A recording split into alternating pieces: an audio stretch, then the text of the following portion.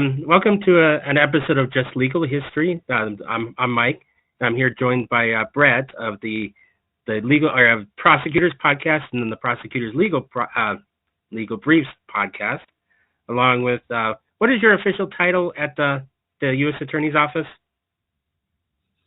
Oh, I'm just an assistant United States attorney. Okay. Just an ordinary guy. Nothing fancy. No, you aren't. Much more than that. But okay, I wanted to talk to you today about a couple of cases or a couple of instances that have popped up, and it's dealing with like sports liability and waivers and understanding what our responsibilities, what do we have when we're doing a dangerous activity, what can we sign away and what don't we sign away for one case, and then for the other case, like could something that happens like in a dangerous activity ever lead to a criminal charge? So let's go ahead and get started. I don't know how much you ski. I'm always surprised about the number. I always hear about ski areas like out in other parts of the country where you never think there are. But are there any ski areas in Alabama? There is one ski slope in Alabama, and when I say one ski slope, I mean literally there is one hill on one mountain that they make all this snow for, and if you do it, you go pay a bunch of money, and they have like a rope thing that drags you up. So it drags you up to the top of the hill, and you ski down to the bottom and do it again. So yeah, we don't have a lot of skiing in Alabama, but I go skiing in Colorado all the time, and I'm going to go in the next few weeks. So I'm pretty familiar with the general sort of all the things you have to sign away before they let you get on the slopes. Okay. So let's start with talking about them just so that people know some of the rules that you, if they're really not, you don't ever read them, but you're responsible for. For example, some of the rules are that you can't ski out of bounds. You have to ski inside the ski area. You have to ski under control. You have to have skis or a snowboard that have the ability to self-arrest if they come off. And if you're the uphill skier, you're always responsible for the downhill skier, except in one case where if you're merging from one ski run to another, the person that's coming into the trail has to be the one responsible for not hitting someone that's already on the trail. And the one thing that is kind of important for this case is that you have to be responsible for being able to load and unload from a chairlift, whether it's a normal chairlift or if it's a T-bar type lift. So those are some of the rules that I did reading the Skier Safety Act that you're responsible for. At the same time, the ski area is responsible for certain things. So they've got to mark the ski area boundaries.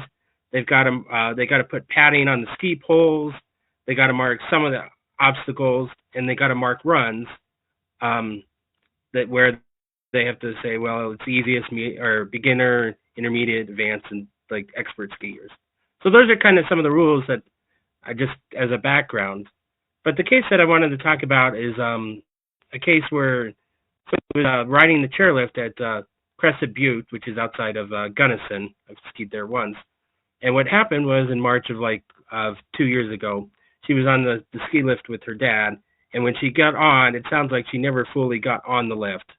And so like she was trying to hold on and her dad was trying to hold her on. And she ended up falling off when she was about 30 feet in the air, and said she hit some hard powder, had a lot of internal injuries, and also was paralyzed from the waist down. So the question that came up, the issue that came up, is whether or not she could sue the ski area for any negligence regarding the operation of the ski lift. So normally you would think that, hey, you're riding the chairlift, it's your responsibility to get, or as I said, to get on and off, and you'll be able to get on it. But there's some questions in this case that kind of arise, the wondering who has some responsibility, and I wanted to talk to you about that. I think so interrupt if you have any questions or whatever. So it seems like there's 3 or 4 different statutes or laws that kind of like intersect. As we talked about the Skier Safety Act, the one that determines the operation of the lift itself is the Tram Act of Colorado. I think it was a Tram Act. And then the other one that came into effect was the parent's responsibility and Waiver Act, where parents could sign away the waivers or sign a waiver giving away their ability to sue a ski area for negligence. Is that what you understood kind of from this case too? Yeah, and then all of those are against the backdrop of the common law. So you always have in the United States very few purely statutory jurisdictions. So in the United States, we're not just governed by what's written down in a statute book. There's also sort of this body of judicial-made law that's developed over the centuries. And you have common law negligence as well. So in this case, I think you're right. You sort of have common law negligence as your background radiation, as it were, and then you're dropping on that these laws that are further defining the responsibilities of the various people who are going to be involved in an accident such as this. And like you said, now it's gotten all the way to the Supreme Court to figure out exactly where those lines can be drawn.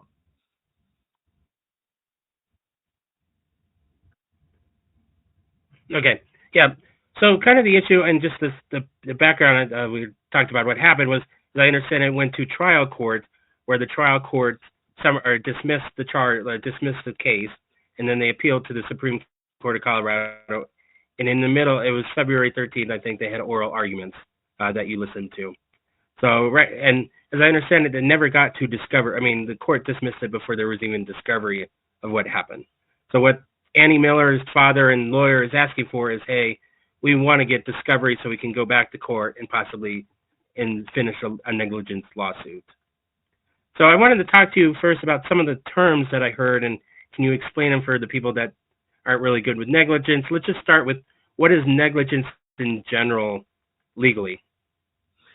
Sure. So negligence is really one of your most basic torts. So a tort is what we call in the law, basically the law of suing people. So when you commit a tort, it's not a crime. That would fall under the criminal law. But a tort is you did something and now I can sue you for it, right? So think of a tort as like a civil crime, maybe, if that's helpful for people. And negligence is one of the most fundamental and one of the most well-defined. Negligence, generally speaking, is you have a duty to another person. You breach that duty. You cause harm to that person. I mean, that's to just break it down to its most simple sort of idea. So imagine, for instance, put aside all the laws and everything else, but just imagine what you talked about. You're a skier. You have a responsibility to be in control of yourself as you're going down the hill. That is your duty. That is your duty to everyone else on the slope, is you're supposed to be in control. And let's say you breach that duty and you lose control and you're just skiing like a crazy person. When I first started skiing, I didn't have any idea what I was doing. I was basically this negligent skier. I was just like bombing down the hills because I had no control. Well, if I had ran into someone and I hurt them, I have now had a duty, which I breached, and they have damages. And that means they can sue me to recover for what happened. And what we have here is it's a little bit more difficult. People, all the waivers and everything you sign, that doesn't apply to sort of me and you. Like if I'm skiing and you're skiing and we wreck into each other, we're going to have to deal with that, through the legal system. And I'm sure there's a legal structure for that in Colorado and everywhere else. This is, what duty does the skiing outfit owe to you? And importantly, whatever that duty is, can you contractually sign it away? Can you say, look, ordinarily you'd have all these duties to me, but I really want to ski at your place, so I am willing to waive all that, so you'll let me in, so if something happens and I get hurt, I can't sue you. And as you said, in this lawsuit, you've had a pretty serious injury. And the plaintiffs brought what sounds like three different claims of negligence. So we did the simple sort of idea about negligence. Well, then we start looking at that duty, and that's where this sort of gets more complicated. We have gross negligence. Now, gross negligence is when you do something just completely ridiculous, just so out of bounds. It's like everybody in the skiing industry knows you don't do that, and you did it, and you should have known better, and you did it anyway, and so that's going to be gross negligence. Generally speaking, you can't waive that. And I think there was some discussion of that in the Colorado Supreme Court. You generally can't waive that. But it's also a really high bar. I mean, you got to show a lot to show gross negligence. Then there's negligence per se. Now, that is where you have a duty. You didn't do it. Therefore, you're liable, right? So we don't get into what were you thinking, what were you doing. It's just you should have been doing X, you didn't do it, therefore you're liable. With just a general negligence claim, a simple negligence claim, then it's essentially you got to show that you weren't exercising ordinary care. That was sort of the duty that you should have been doing. You weren't exercising ordinary care, and it caused this harm. So you have these different levels of negligence. And at the trial level, when you get sued, you can do something called a motion to dismiss. You can also seek summary judgment later on. And basically in a motion to dismiss, you say, look, we can do all this discovery. We can do all this factual development. We can waste all kinds of time and money and everything else. But no matter what facts come up, we win just as a matter of law. So we don't need to do discovery because it's a waste of time, because we win as a matter of law. Because, say, in Colorado, they say that you can sign away negligence, and once you do that, you can't sue. So it doesn't matter what happened that day. Any factual discovery is irrelevant. It sounds like Crested Butte made that argument, at least as to two negligence theories, the ones that can be waived, negligence per se and simple negligence. And the court said, yeah, they're right. You waive that away. It's gone. No matter what they did, you can't win on that. We'll keep gross negligence, and there'll be some more legal arguments about that later on, but those are gone. I don't know. Like I might be having some problems on my side. Oh, I'm sorry. I'm just like chatting away.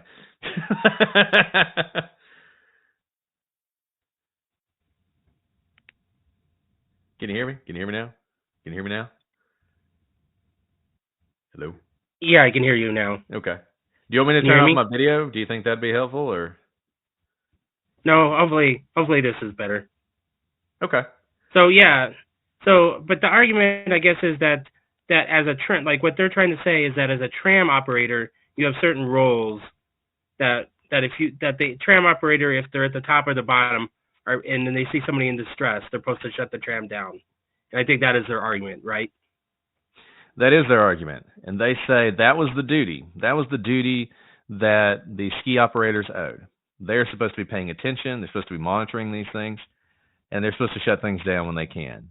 And, we live our lives sort of surrounded by all this stuff, and we don't even realize it, sort of negligence and what it is. And you think about, some people just want to say, look, you want to go skiing, you accept the risk. You shouldn't be able to sue if something bad happens.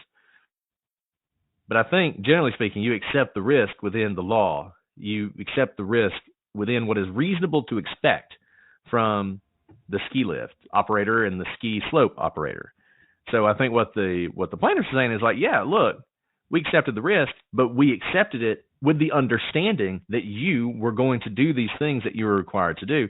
You didn't do them. So even though we accepted the risk, you failed us, and the risk was much greater than we would have known to accept because we didn't know you were going to fail in your duty. Correct. And I think when the Crested Butte was arguing, the judges, what I saw from the judges were like, the statute says you have to do X, Y, and Z. So you can't. So what is the issue if you're just going to tell the skiers and snowboarders that you waive X, Y, and Z? To me, that was kind of one of the arguments. Did you agree with that? Yeah, and that's an important argument, and that's really the key. The key is how far can you go in waiving a statutory duty? So we talked about before, there's the common law and there's statutes. It's generally accepted in the common law itself. You can waive common law provisions. So you can say, look, courts have said this, that's great. In our business together, we're going to waive that. We're not going to be bound by that. And pretty much everyone agrees, yeah, you can do that. But when the legislature comes together, because we're a democracy, republic, whatever you want to call it, constitutional republic, whatever you want to call it, generally speaking, we're ruled by, voting, not courts. When the legislature comes together, analyzes a problem, reaches a conclusion, says this is the appropriate balance, this is the balance we're going to strike. They pass that law, the governor signs it, it becomes law. Generally speaking, the courts have said much harder to waive that. Much harder for me and you to waive that because the legislature has decided that is going to be the thing that governs this. So you can waive stuff. You can waive common law aspects, but what is specifically governed by the statute, you shouldn't be able to waive. And that's the heart of the plaintiff's argument. The plaintiff's argument is, look, there is a special law that governs these tramways, as you said. This is a particularly dangerous part of skiing. And it's a part of skiing that I am not really in control of. Sure, I'm trying to get on and get off. I mean, that's the most I have. But otherwise, if something goes wrong, there's not much I can do. But you can. You're in a position as the operator. You can hit that, that emergency bar and stop it. And everybody who's ever skied, the last time I was skiing, I was getting off, and somehow like one of my skis got messed up, and I couldn't quite get down, and I was just getting pushed around the side, and I was like, shoot, this is not good. And then the guy stopped it, so I was the guy who made all of you waiting down there to get on the thing. But that way I was able to get out. Well, if he hadn't been paying attention, it would have just pushed me right into like a snowbank. It wouldn't have been as bad as this, but nevertheless, it wouldn't have been great for me. And that's the thing. Your expectation is that's what I'm paying you for, right? I'm not just paying you for access. I'm not just paying you to be able to go up and ski down. I'm also paying you for a certain level of safety. And when you breach that, how can you say when this is a fundamental aspect of what we're doing, well, yeah, but you waived it. Yeah, we agreed to provide that to you, but then on the back end, you waived having to provide it. So, sorry, that's essentially what the ski company is trying to say. Okay. So I wanted to actually talk about a couple things about the actual oral arguments themselves, because I was a little surprised when I saw Annie Miller's lawyer come up and start arguing in the first half an hour. It was a standard, each side gets 30 minutes, they can reserve time. But one thing that kind of struck me as a little odd is he got up there and he was able to give his entire speech for 20 minutes without much questions. Did you see that too? And is there what do you think when you're the lawyer and you're up there and you get to say whatever you want and they're not really interrupting you? Is that good or bad? Well, it's I think when you go first, honestly, it's kind of a good sign no matter what if they're not asking you questions. Now, it could be that they just think your argument is so ridiculous they're not going to ask any questions. But I'll say this, and typically speaking, and my dog's barking, so if you can hear that in the background, sorry about that. But typically speaking, and I think it's this way in Colorado, and maybe you can correct me if I'm wrong, I don't think the Colorado Supreme Court has to take every case that comes to it. I don't think every case, I think they have a certain amount of discretion about which cases to take. So if they have decided to take this case, then it means there are some questions from the court about the lower court and what it did. And when the court that's taking it, that has all these questions, is now letting the petitioner just kind of speak, it makes you feel like he's not really the ones they have the questions for. They have the questions for the next guy more. Now, as he went on, they did start to clarify their questions. And you notice, and one thing to always remember about Supreme Courts when we always talk about this, they're deciding it not just for this case. They're deciding it for every case that's going to follow. So you really notice some of the questions towards the end, I think they were really narrowing down on what does the rule need to be? How do we need to apply the rule? How do these statutes work together to create the rule? Because that's important. There was only one justice who I felt like kind of didn't get that. And she kept asking, well, what difference does it make? You'll always have gross negligence. And it's like, well, yeah, okay, that's true. Maybe in this case, but we're really talking about something bigger than that. And for him, it seemed like it was mostly about that. Then when the other side, the lawyer for Crested Butte, whatever you call it, got up, he seemed like they were hitting him with questions from the very beginning. And he had a lot of questions to answer. And there was a lot of incredulity amongst the justices that the legislature could decide to pass this law, making all these requirements on how you behave, and you can just waive them all with a document. Now, he made a good point. A lot of this is regulatory too, and it's also about what you have to do to keep your license, and you don't want to go to jail. I mean, nobody's going to go to prison for this kind of thing, right? That was a little out there. But the license thing might, if you really were just falling down on your job all the time, there are some regulatory things. But the statute is also directed at the skier and what the skier's rights are going to be if something happens. So I definitely felt like the plaintiff was getting the better part of the argument despite the fact of the waiver. And the waiver, some people may not like the fact that you can sign a waiver, something happened, and then act like the waiver didn't matter. But you got to remember, you don't have a choice. You don't bargain for the waiver. It's not like you're sitting down with the ski slope and you're like, well, I'll sign your waiver if you knock off $10 off my my ski pass. It's just it's what we call an adhesive contract. You have to sign it. And the defense pushed back on that by saying, well, yeah, but you don't have to ski. Okay, but you're the ski industry, right? And you're slapping this contract on people. How binding is it really? Yeah, that was kind of the one joke. He was like, well, what could you do? Well, you could walk up the hill. and be down and not, like, what's the point of that then? So the other one question is, like, have you ever been as the lawyer in like kind of in that second half where you're getting bombarded with questions where you're going, oh, this is not going well at all. And you're like, oh my goodness, what do I do? Do you feel that happen to you? You can often see it coming. There's a big advantage to going second, because when you're listening to those questions and hearing what they're saying, it often gives you an idea. Now, look, sometimes they're hostile to both sides. I mean, sometimes it's pretty rough on both sides, and sometimes they hit the weaknesses of both sides. And so even though, they're maybe maybe you're watching them hit all the weaknesses of your opponent who went first, and you're thinking, yes, got this. They're all totally on my side. And then you stand up and they're hitting you on your weaknesses too.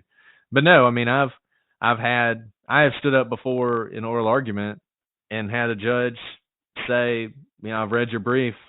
I know your main argument. If that's going to be your argument here, I just want you to know I don't believe you. And then you have to, on the fly, try and both create a new argument, rehabilitate your argument, and remember that in a case like this, there's 6 people up there, right? So even if you've lost one, you can't spend your whole time on him. Maybe you just waive that, and try and find the person who's undecided and really focus on them. And you could see in this one there were people who seemed to be a little bit more pro ski area. There was one, and I forget their name, so apologies, but the lady on the end who was making the argument about gross negligence, she seemed to be much more on board with the ski slope.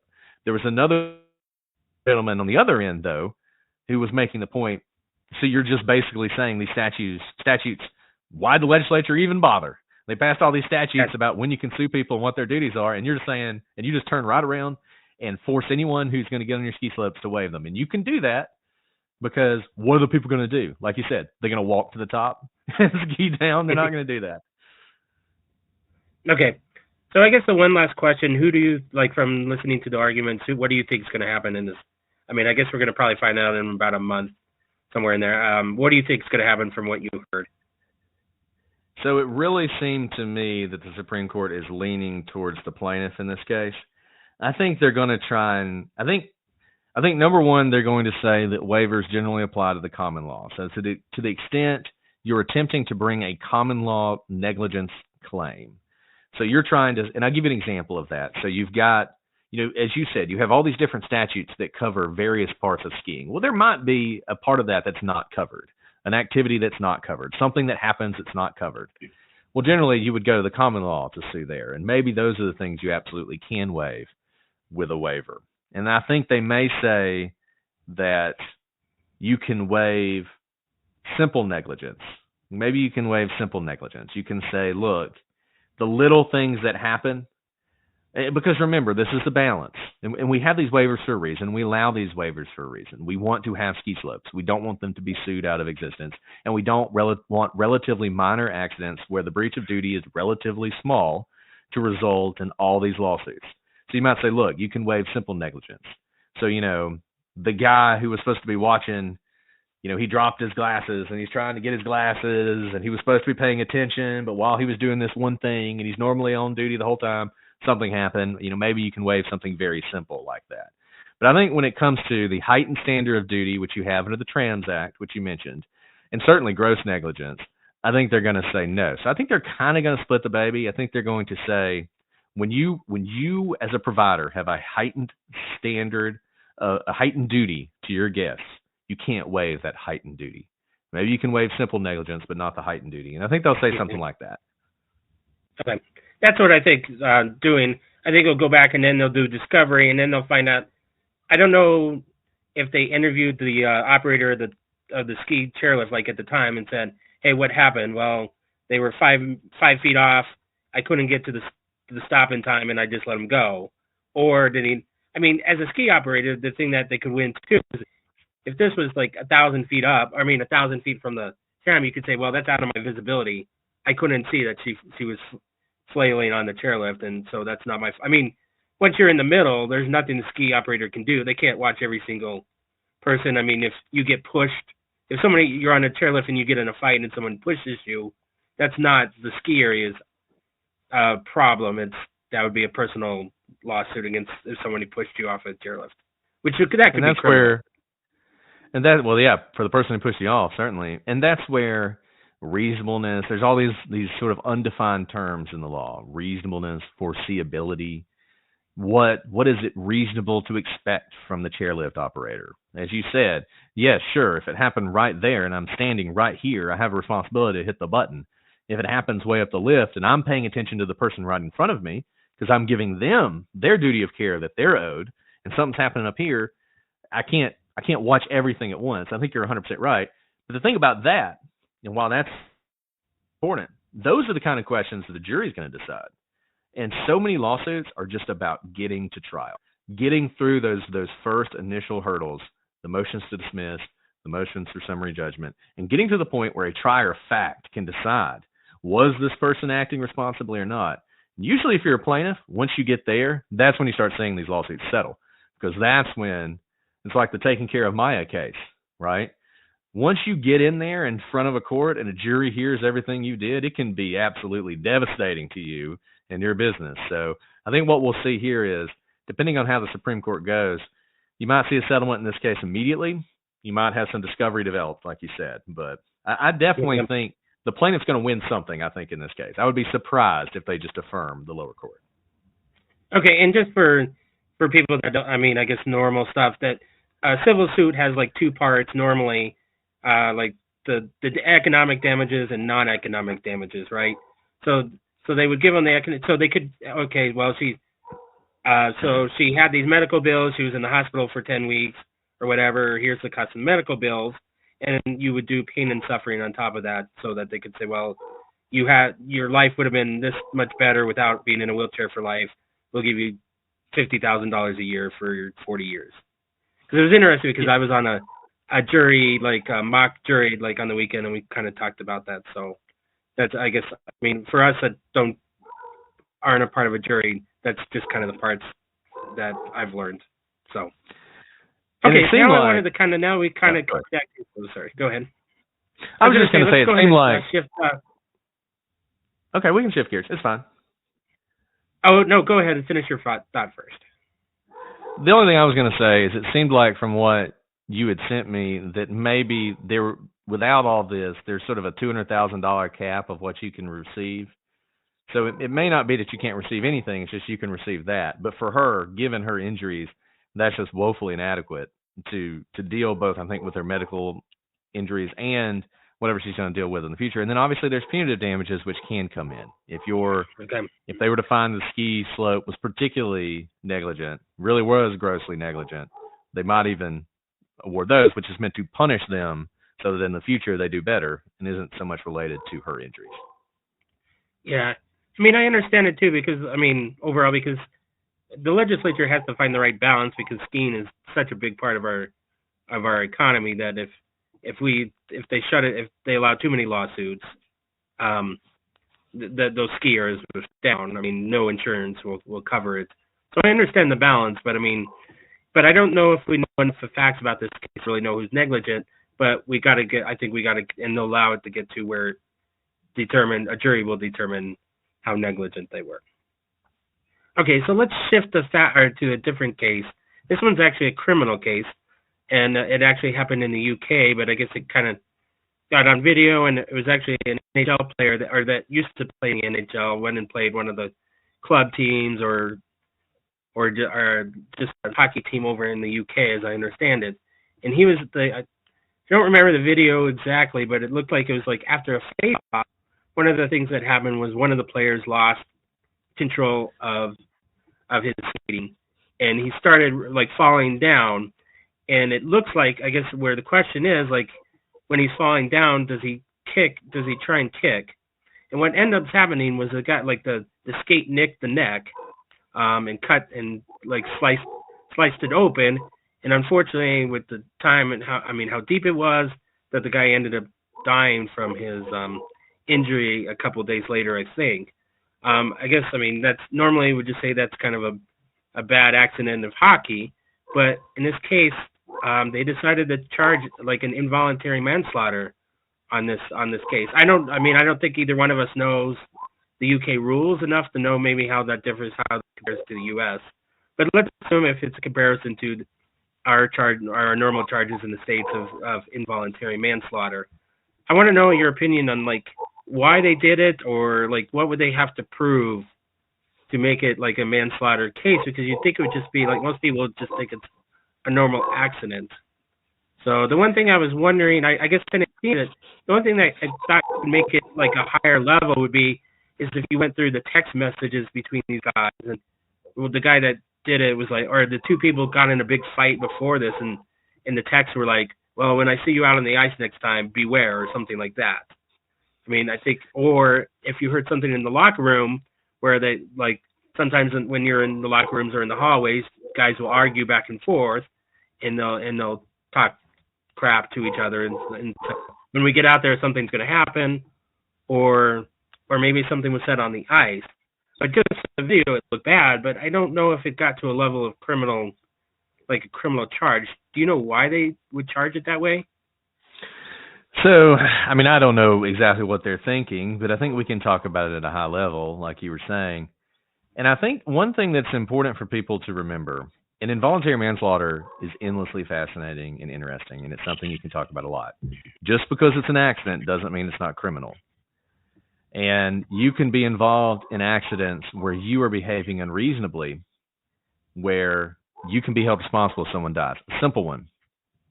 The speed limit's 60, you're going 90, you lose control of your car, you get in a car wreck, the person you hit dies. You obviously didn't mean to do that. You did not mean to hit them. But, you made the decision to get in the car. You did mean to drive that fast. And so when someone died, you can be charged with involuntary manslaughter. We're talking about the text messages and stuff. Then you're getting closer to voluntary manslaughter, where you take an action, an intentional action towards another person. And maybe you didn't mean to kill them, but you certainly meant to hurt them. But they died. That's where you can get to sort of more, you start crossing over into maybe this is voluntary manslaughter. Involuntary manslaughter is fascinating because imagine hockey.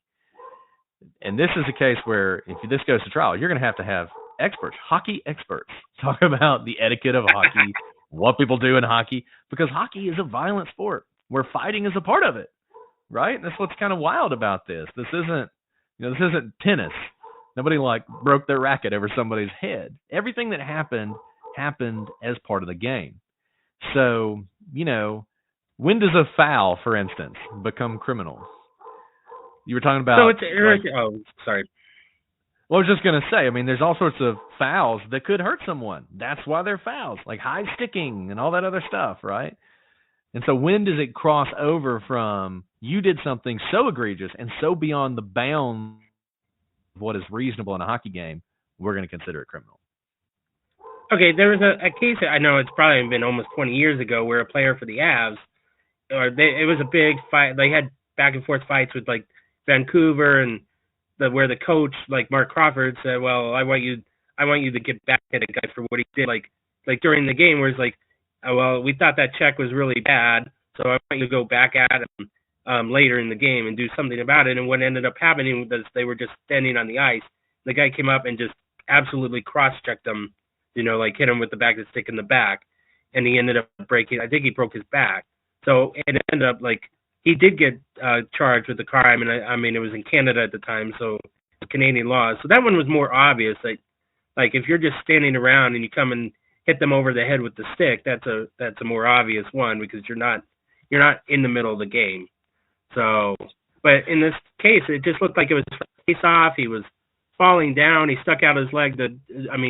Really balanced. To most of us, that's a reasonable act in a hockey game, but it ended up hitting his throat.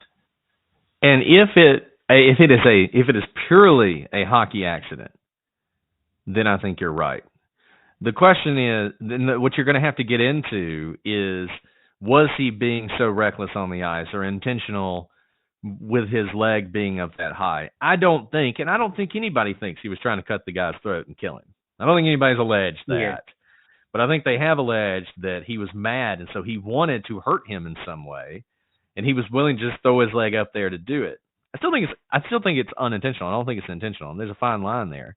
And I'll give you another sport example, which we see all the time. Baseball.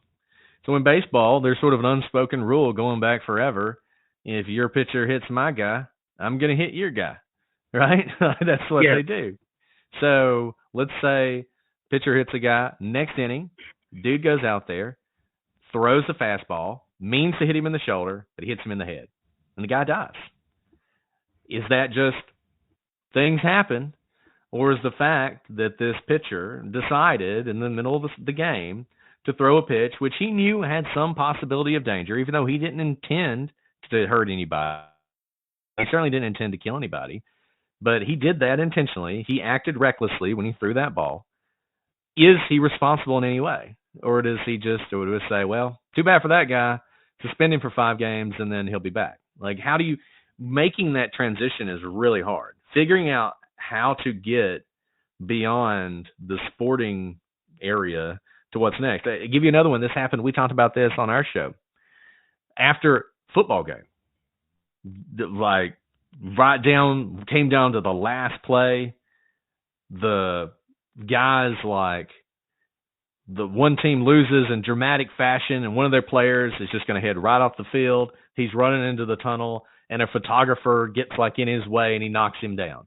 And there was all this question about, is that assault? Did he assault that guy? Or is it sort of like, look, the photographer should have known not to be there since he was there. He sort of, to talk about what we were talking about with the skiing, he accepted the risk of being in that position. And so when he hit him, we're not gonna have any criminal charges. These are hard.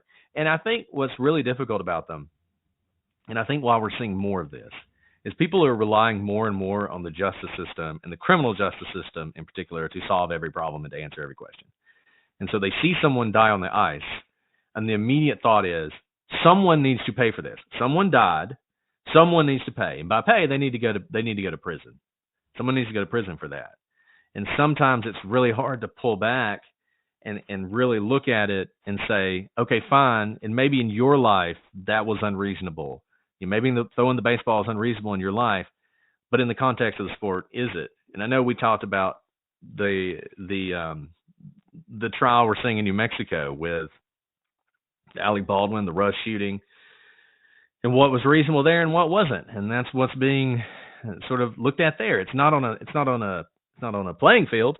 It's not a sport. It's on a movie set, which is another set of rules that we, in normal society, we don't do the things people do on movie sets. And to the extent that something bad happens on a movie set, how much does that fact affect criminal liability? Correct, and we can move towards that. I did, if you have time. I don't know how much more time you had. All the time. But yeah, because it's thanks. But yeah, I mean, some of the things that are coming out on that case are really bad, and I don't think it was as cut and dry as maybe is what you guys thought going into it. It wasn't like, hey, I mean, so one of the like I think it was 2 days ago, they had an armorer that said they do a lot of movies, and here's the protocol that's followed, is that at the beginning of the scene, the director says, okay, or whatever the production. I mean, they throw around like 30 names of the production, first acting director, so it's kind of confusing always who's who. But they go to the props master and say, well, we need the 45 Colt for this scene for 5 minutes.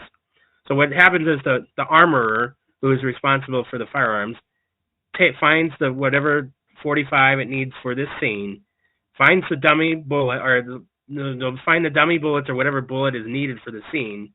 They'll look at it and inspect it and make sure that it's a dummy bullet. They put it in the gun, and then they show like our first acting director, here's how I loaded the gun. Here's what's going on, and they keep track of like, well, we used one bullet or whatever. That there is a strict chain. There's supposed to be a strict chain of custody for the armorer. And then the assistant director gives the gun to the actor, who then uses it in the scene. And then what's supposed to happen is once the scene is over, that the person is supposed to give it back to either the armorer or the first director, and it gets locked back. And then they put it either on the prop cart or they take it back to the safe, so it's locked up. So I mean, it's supposed to be like a police chain of custody, where I know on this set I took out these 3 bullets for it, and the armorer or whoever is responsible for that job at that time is supposed to be there, watch what's going on, make sure nobody's touching the gun, and then gets it handed off so nothing happens. So in this case, there's kind of the problem, because we're trying to figure out what happened because we know that a regular bullet got in that gun, but nobody really knows how. And there's some things that are showing up that are looking really really bad for the armor, that she would just leave the gun like on the prop cart, like wherever, and then just go away. So I mean, there's no cut. She's not watching to make sure that nobody loaded it with a real bullet. She's not like there's other problems that she wasn't paying attention. There's other like kind of the issues, and that's kind of where this case is a lot more cloudy than what we kind of thought. So have you been paying any attention to what's going on, or do you need some more summary to kind of give your belief? No, I haven't been watching it the way some of y'all have. Unfortunately, this has been kind of a busy week for me, so I haven't been able to follow this closely. But I do have some general ideas about some of the things that have come in and what effect it has on the case. And let me say this, just to sort of set the stage for this. So when it comes to criminal liability, I think usually it has to be a little bit more than you didn't follow the rules of whatever, or best practice of whatever you should have been doing. Okay?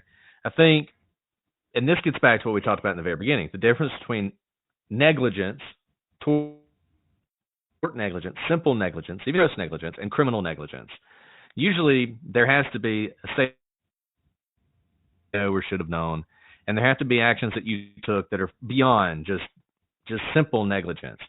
So let's say that she wasn't doing those other things. It's just that she didn't follow the proper chain. She's supposed to take the gun, put the bullet in, give it to this person, who gives it to this person, gives it to this person. But they're rushed that day. They're trying to get finished the filming. So she just goes over, she puts the bullets in, she hands it directly to Alec Baldwin. You know, she doesn't even think he's going to pull the trigger anyway, but Alec Baldwin's trying to be totally in character, and so he does pull the trigger, and when he does, it turns out it's a live round. I don't think there's any way that would be criminal negligence for her. Now, maybe she could get sued because she had that duty we talked about earlier as the armorer, a duty to do certain things, and she violated that duty and someone was harmed as a response. So as a tort, I think you got a strong claim there. So criminal thing, I think you need more. Now, if you have things like like you said, she's leaving the gun around, there was talk, and I don't know if this has been substantiated in the trial, that people were bringing live rounds on and using the props to go out and shoot with. I don't know if any of that evidence has come in or not, but she knew about that. She knew people were doing that. Or there's drug use. I mean, any of the things that could come in that are outside what you normally see. Kind of like we were talking about with the hockey. You know, a normal hard check, a normal hard play. It might get you suspended. It might get you removed from the team. It might get you in the penalty box, depending on how serious it is. Probably not going to result in criminal charges. It takes more, like you were talking about text messages. It takes more. It takes something else beyond that. So you'll have to inform me whether or not any of that type of evidence has come in, but I think that's what you're going to need to see for her to be responsible. So sorry, I didn't mean like sometimes. So some of the things that have come in that have kind of looked bad. Actually it's interesting. There's two types of distinctions. There's actually called an accidental discharge and there's a negligent discharge. They use it during the trial, but it's interesting because I learned that. And the accidental is like if you're just holding the gun and the gun just happens to go off. That's accidental discharge. Negligent discharge was more like what's going on, whether or not you were supposed to pull the trigger then at that time. But I guess that's a side point. This was the second time a live bullet had gone off on stage, like the previous day or sometime too, where they had another shotgun. I think it was the shotgun that went off, and everybody heard it, and it was like, what's going on? And that happened. And the other thing that happened that's as bad is that the film director quit. The film crew quit the night before because of accidental discharges on the set. So like this is the second time that a live bullet had gone off on the set. So I think that's going to play too. That's a bad fact. Sorry, what? I said that's a bad fact. You broke up. I was just saying that's a bad fact that you've had a previous incident similar to the one that you're now charged with. Correct. Yeah. So that's going to play a fact. Other things, and yeah. So we'll have to see. I mean, it just seemed like there was a lot of growth. I mean, it seemed like they hired. I mean, it also included they hired people that weren't quite ready to do the job. I think it was kind of a rush job. So all these are going to play a factor, and I do think that Hannah's going to be found guilty. We'll see. I think Baldwin has a little bit stronger defense, but he has some problems too. But his trial doesn't start until July. I think Baldwin, what he needs to do is he needs to distance himself from this executive producer thing as much as he can.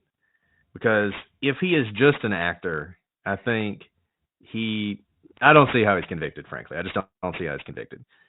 The executive producer thing, I actually don't think adds much, but it sounds bad because people hear that and they think, well, he knows everything. He's the executive producer. He should be around.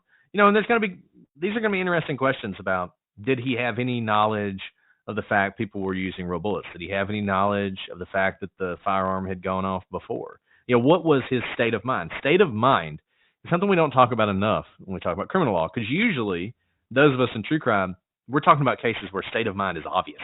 The guy planned the murder. We don't even worry about state of mind, right? That doesn't matter. But in so many of these cases, it's absolutely critical. What you knew, when you knew it, and what you did on the basis of that can turn an accident into a crime. And I think that's sort of what we're seeing here. And it goes, we talked about this on our show, not to just keep talking forever, but the Jennifer Crumbly case. Why is she charged with involuntary manslaughter when she didn't pull the trigger, she didn't shoot anybody? It was her son who did it. Well, it was because of the things she knew and when she knew them and the way she reacted to that knowledge. And because of those things and sort of the duty that we expected her to have, because of those things, she was eventually convicted of that crime. And I think with Alec Baldwin, he's going to see a similar thing. Yeah, and I think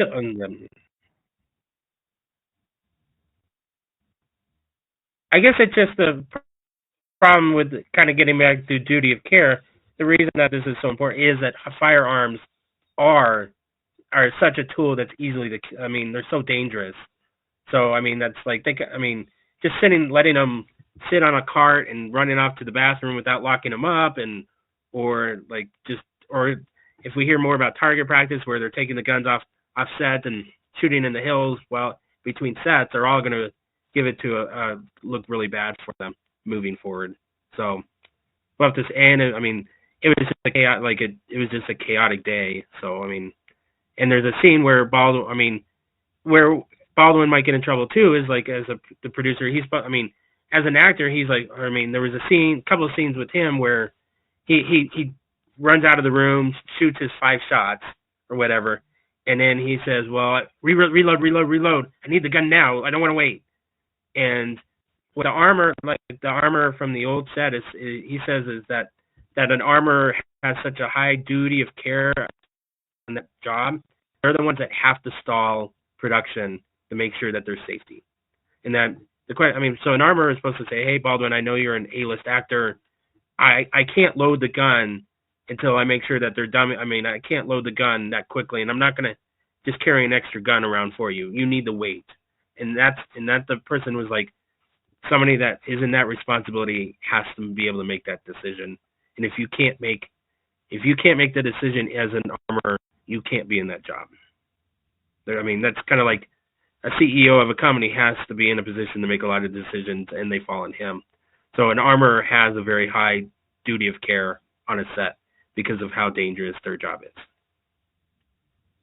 So yeah, and I guess it also can.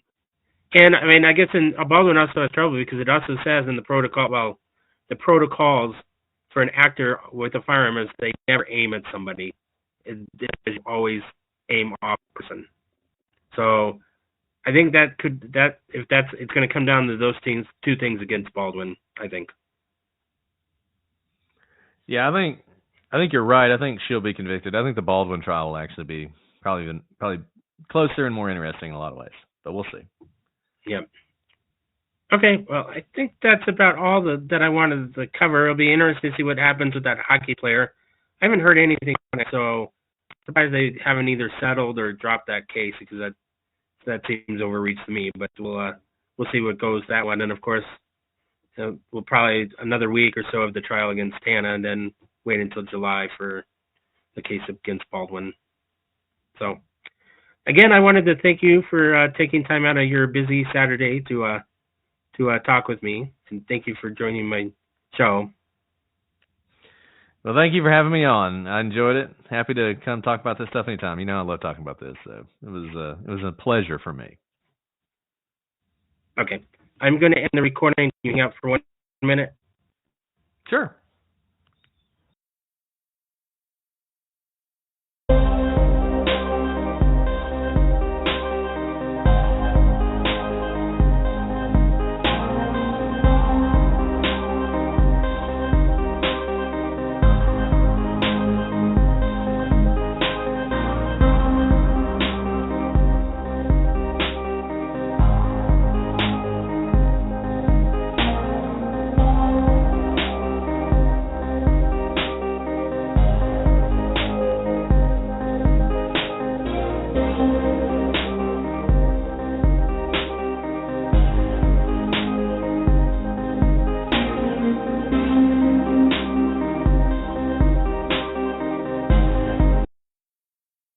Sound credit Galactic Rap by Kevin MacLeod, Incompetech.com, licensed under Creative Commons.